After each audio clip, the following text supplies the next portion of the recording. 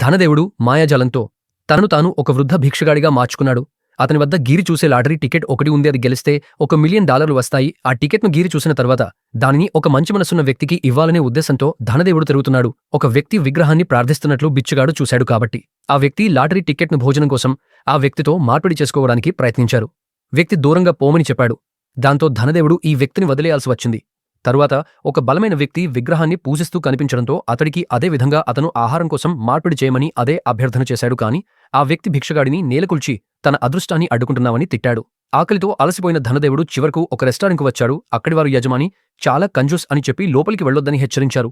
కాని యజమానురాలు భిక్షగాడి దైన్యమైన పరిస్థితి చూసి స్వయంగా అతడిని లోపలికి తీసుకెళ్లింది. ఇతర కస్టమర్లు అతడు అక్కడికి చెందరు అని బయటకు పంపమని చెప్పడంతో యజమానురాలు క్షమాపణలు చెప్పి వారికి డిస్కౌంట్లు ఇస్తానని హామీ ఇచ్చింది. కొద్దిసేపటికి ఆవిరితో ఉన్న నూడిల్స్ గిన్నెను తీసుకొచ్చిన భిక్షగాడికి అది వద్దని చెప్పి తన లాటరీ టికెట్ను ఇతర ఆహారంతో మార్చాలని పట్టుబడ్డాడు. వెంటనే మెనూలో ఉన్న ప్రతి ప్రత్యేక వంటకం ఆర్డర్ చేయడంతో అందరూ ఆశ్చర్యపోయి అతడిని లోభి అని ఎగతాళి చేశారు. ఇంకా యజమానురాలు అంగీకరించవద్దని వేడుకున్నారు.